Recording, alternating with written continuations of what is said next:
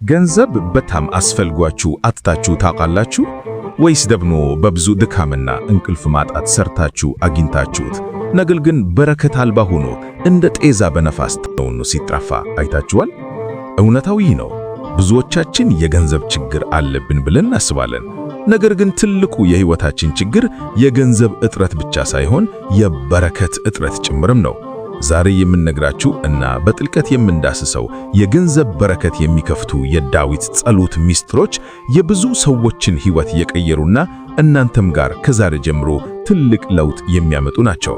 ይህንን መልእክት በጥሞና ስትከታተሉት ገንዘብን እንዴት ማግኘት እንደሚገባ፣ ነገር ግን ደግሞ በገንዘብ ባሪያ ሳትሆኑ በሰላምና በበረከት እንዴት መኖር እንደምትችሉ ከቅዱሳን አባቶቻችን ጥልቅ ትምህርት፣ ከዘመናዊ ስነ ልቦና እውነታዎች እና ከመዝሙረ ዳዊት ምስጢር ጋር አዋህደን እንመለከታለን። አእምሮአችንና ልባችንን ፈጣሪ ይክፈትልን። የገንዘብ አስፈላጊነትና አደገኝነት። ገንዘብ በዚህ ምድር ላይ ስንኖር እጅግ በጣም አስፈላጊ ነገር ነው። ቤተሰብን ለማስተዳደር፣ የታመመ ለማሳከም፣ የተራበ ለማብላት፣ አልፎ ተርፎም ቤተክርስቲያንን ለማነጽ እና የተቸገሩትን ለመርዳት ገንዘብ ያስፈልገናል። አባቶቻችን ሲያስተምሩ ድሃነት ኃጢአት አይደለም፣ ነገር ግን መከራ ነው ይላሉ። እግዚአብሔር አምላክ ልጆቹ በመከራ በውርደት እና በችግር እንዲኖሩ አይፈልግም። ነገር ግን ብዙ ሰዎች የሚሰሩት አንድ ትልቅ ስህተትም ደግሞ አለ። ገንዘብን የህይወታቸው ብቸኛ ግብና ጌታ ያደርጉታል። ሐዋርያው ቅዱስ ጳውሎስ ወደ ጢሞቴዎስ በላከው መልእክቱ የገንዘብ ፍቅር የክፋት ሁሉ ስር ነውና ብሎ ያስጠነቀቀን ለዚህ ነው። አስተውሉ፣ ገንዘብ ክፋት ነው አላለም፣ የገንዘብ ፍቅር እንጂ። ገንዘብ እጅግ በጣም ጥሩ አገልጋይ ነው፣ ነገር ግን እጅግ በጣም አስከፊና ጨካኝ ጌታ ነው። የገንዘብ ባሪያ ስንሆን ሰላማችንን፣ ጤናችንን፣ ቤተሰባችንን፣ ወዳጆቻችንን እና ከሁሉ በላይ ደግሞ ፈጣሪያችንን እናጣለን። በመሆኑም የገንዘብ በረከትን ለማግኘት በመጀመሪያ ገንዘብን በትክክለኛ ቦታ ላይ ማስቀመጥ አለብን። አንድ አባት ነበሩ። እኚህ አባት በወጣትነት ዘመናቸው እጅግ በጣም ጠንካራ ሰራተኛ ነበሩ። ጠዋት ወጥተው ማታ እስኪሆን ድረስ እረፍት የሚባል ነገር ሳያውቁ ይለፉ ነበር። ዓላማቸው አንድና አንድ ብቻ ነበር። እሱም ብዙ ገንዘብ ማከማቸትና ቱጃር መሆን ነበር። ቀስ በቀስ ያሰቡትን አገኙ፣ ሀብት ንብረት አፈሩ። ነገር ግን ይህ ተከመረገ ገንዘብ የልብ ሰላም አልሰጣቸውም። ንብረቴን ማን ነው የሚወስደው በሚል ስጋት ሌሊት እንቅልፍ አጡ። ቤተሰባቸውን የሚንከባከቡበትና ፍቅር የሚሰጡበት ጊዜ አጡ። መንፈሳዊ ሕይወታቸው ሙሉ በሙሉ ደረቀ። ቤተ ክርስቲያን መሳለም እንኳን አቆሙ። በገንዘባቸው ምክንያት ዘመድና ጓደኛን ሁሉ ጠሉ። አንዴ በጠና ታመው ሆስፒታል ቢገቡ ጊዜ ያካበቱት ሚሊዮን ብሮች ጤናቸውን ሊያመልስላቸውም ሆኖ ብቸኝነታቸውን ሊያስታግሳቸው አልቻለም። በዚያ የጭንቀትና የሞት አፋፍ ሰዓት አንድ መንፈሳዊ አባት ሊጠይቋቸው መጡ።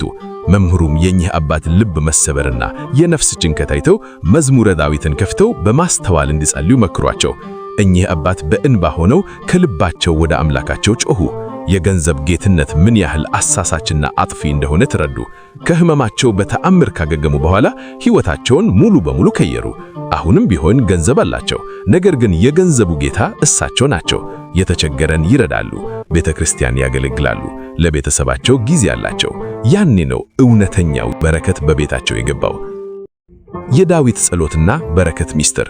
ወደ ዋናው ነጥባችን ስንመጣ መዝሙረ ዳዊት እንዴት የገንዘብና የሀብት በረከትን ይከፍታል? ቅዱስ ዳዊት ንጉሥ ነበር። በዘመኑ እጅግ ባለጸጋ፣ ብዙ ወርቅና ብር የነበረው ሰው ነው። ነገር ግን በጸሎቱ ሁሉ እግዚአብሔርን እንጂ ሀብቱን ተደግፎ አያውቅም። በመዝሙር 23 ላይ እግዚአብሔር እረኛዬ ነው የሚያሳጣኝም የለም ይላል። ይህ ቃል ጥልቅ የሆነ የስነ ልቦናና የመንፈሳዊነት እረፍት ይሰጠናል። የሚያሳጣኝም የለም ስንል የህይወታችን ምንጭ፣ የሀብታችን አቅራቢ ፈጣሪ መሆኑን ማመናችን ነው። እንዲሁም በመዝሙር 111 ላይ እጅግ አስገራሚ የሆነ ተስፋ ቃል እናገኛለን። እግዚአብሔርን የሚፈራ ትእዛዙንም እጅግ የሚወድድ ሰው ምስጉን ነው ይላል። አስተውላችኋል? ሀብትና ባለጠግነት የሚመጣው በዘዴ በማጭበርበር ወይም እንቅልፍ በማጣት ብቻ ሳይሆን እግዚአብሔርን ከመፍራትና ትእዛዙን ከመውደድ ጋር ተያይዞ ሲመጣ ነው። ያ ሀብት ጽድቅ ሆኖ በረከት ሆኖ ለዘላለም የሚኖረው። ዘመናዊ ስነ ልቦና ባለሙያዎች አበንደንስ ማይንድሴት ወይም የሙላት አስተሳሰብ የሚሉት ጽንሰ ሐሳብ አለ። ይህ ማለት ሁል ጊዜ ስለ ማጣት፣ ስለ ድህነት እና ስለ ችግር ከማሰብ ይልቅ ስላለን ጥቂት ነገር ማመስገንና ፈጣሪ ከዚህ በላይ አትርፍሮ ሊሰጠን የሚችል በሆነው በሙሉ ልብ ማመን ነው። የኦርቶዶክስ ተዋህዶ አባቶቻችን ይህንን እውነት ሲያስተምሩ ያላችሁን አመስግኑ፣ የሌላችሁን አምላክ ይሞላዋል ይላሉ። ጸሎት ማለት እንደ አስማት አይደለም። የዳዊት መዝሙርን መደገም ብቻውን ሰማይ ከፍቶ ገንዘብ አያዘንብም። ነገር ግን ጸሎት ማለት ልባችንን፣ አስተሳሰባችንን እና ተግባራችንን ከፈጣሪ ፍቃድ ጋር ማስተካከል ማለት ነው። የዳዊትን መዝሙር በማስተዋል ስንጸልይ የገንዘብ በሮች እንዲከፈቱ መንገድ እናዘጋጃለን። አእምሮአችን ለሥራ እንዲተጋ፣ ለሰዎች ሩህ እንድንሆን እና በምናገኘው ጥቂት ነገር ላይ በረከት እንዲገባበት እናደርጋለን። አንዲት እናት ነበሩ። እኚህ እናት ባለቤታቸው በድንገተኛ ሞት ተለይቷቸው 4 ልጆቻቸውን ያሳድጉ ነበር። በጣም በከፋ ድህነት ውስጥ ነበሩ። የዕለት ጉርስ እንኳን ማግኘት ይከብዳቸው ነበር። ቤታቸው ኪራይ ነበር። ልጆቻቸው ከትምህርት ቤት ሊባረሩ ጥቂት ቀርቷቸው ነበር። ብዙ ጊዜ በሰው ፊት ሄደው ከማልቀስና እጅ ከመዘርጋት ይልቅ ሌሊት የተነሱ በመዝሙረ ዳዊት ፈጣሪያቸውን በእንባ ይጠይቁ ነበር። በተለይም የድሆችን ጩኸት የሚሰማ ችግረኞችን ከወደቁበት የሚያነሳ የሚለውን የዳዊት ቃል ደጋግመው ልባቸው እስኪመሰት ይጸልዩ ነበር። እኚህ እናት በጸሎታቸው ሎተሪ እንዲወጣላቸው ወይም ገንዘብ በየመንገዱ እንዲያገኙ አልጠበቁም።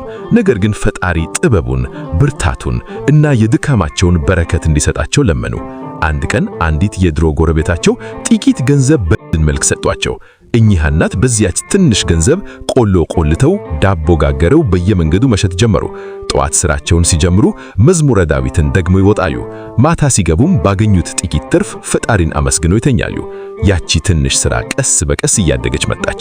ዛሬ እኚህ እናት ልጆቻቸውን አስተምረው ለትልቅ ማዕረግ አብቀዋል። ራሳቸውም ትልቅ የምግብ ድርጅት ባለቤት ናቸው። የጸሎታቸው ሚስጥር ምን ነበር? እምነት፣ ትጋት፣ በበረከት ማመን እና ያገኙትን ከፈጣሪ ጋር ማገናኘት። ታዲያ እኛስ ምን እናድርግ? በሕይወታችን ውስጥ መንፈሳዊውንና ዓለማዊውን ሚዛን እንዴት እንጠብቃለን? የገንዘብ በረከትን ወደ ሕይወታችን ለማምጣት የሚከተሉትን ወርቃማ መርሆች ተግባራዊ እናድርግ። አንደኛ፣ ሥራን አትናቁ፣ በትጋት ስሩ። አባቶቻችን ጸልይ ምንም እንደሌለህም ሥራ ሁሉም እንዳለህም ይላሉ። እግዚአብሔር የሚባርከው የሚሰራን እጅ፣ የሚተጋን አእምሮ ነው። የዳዊትን ጸሎት ስንጸልይ እጃችን ሥራ ላይ፣ ልባችን ደግሞ ፈጣሪ ላይ መሆን አለበት። ሰነፍ ሆኖ ጸሎት ማብዛት ፈተናን ያመጣል። ሁለተኛ፣ ለምታገኙት ጥቂት ነገር አመስጋኝ ሁኑ። ማመስገን የበረከት በር ቁልፍ ነው። በትንሹ ያላመሰገነ በብዙም አያመሰግንም። የሙላት አስተሳሰብ የሚጀምረው ባለን ነገር ደስተኛ ከመሆን ነው። ሶስተኛ፣ በገንዘባችሁ ላይ ጌታ ሁኑበት እንጂ አይግዛችሁ። አስራት በኩራችሁን በታማኝነት አውጡ። ለድሆችና ለተቸገሩት በአቅማችሁ መጽውቱ። ገንዘብ ልክ እንደ ውሃ ነው። በአንድ ቦታ ከረጋና ካልፈሰሰ ይሸጣል። ለሌሎች ስታካፍሉና እጃችሁን ስትዘረጉ እግዚአብሔር ደግሞ የሰማዩን የበረከት መስኮት አትርፍሮ ይከፍትላችኋል። አራተኛ፣ የገንዘብ ዓላማን እወቁ። ገንዘብ ቤተሰብን ለማሳደግ፣ እግዚአብሔርን ለማገልገል እና ራስን ለማስቻል የተሰጠ መሳሪያ እንጂ የሕይወት ግብ አይደለም። መዝሙረ ዳዊትን ስትጸልዩ አምላኬ ሆይ ሀብትና ባለጸጋ ከበረከት ጋር ስጠኝ፣ የገንዘብ ባሪያ ከመሆን ሰውረኝ ብላችሁ ጸልዩ። ተወዳጆች፣ ከዛሬ ጀምሮ የገንዘብ ጭንቀት ሲመጣባችሁ ከተስፋ መኩረጥ ይልቅ መዝሙረ ዳዊትን ክፈቱ። ቃላቶቹ በልባችሁ አሰላስሉ። ፈጣሪ የበረከት በሮችን ሁሉ እንዲከፍትላችሁ፣ ለምታገኙትም ገንዘብ በረከትንና ጤናን እንዲያድላችሁ ከልብ አምናችሁ ጠይቁት። ይህንን መንፈሳዊና አእምሯዊ ንቃት የሚሰጥ ትምህርት ሌሎችም እንዲጠቀምና የበረከት ሰንሰለት እንዲቀጥል ሼር በማድረግ ለወዳጅ ዘመዶቻችሁ ቢያካፍሉ ደስ ይለኛል። በዚህ ጉዳይ እንዲሰራ የምትፈልጉት ሌላ ርዕስ ወይም ጉዳይ ካለ በኮሜንት አሳውቁን። ምስጋና ይሁን አንድ አምላክ ለሚሆን ለአብ ለወልድ ለመንፈስ ቅዱስ ዛሬም ዘውትርም ለዘላለሙም አሜን።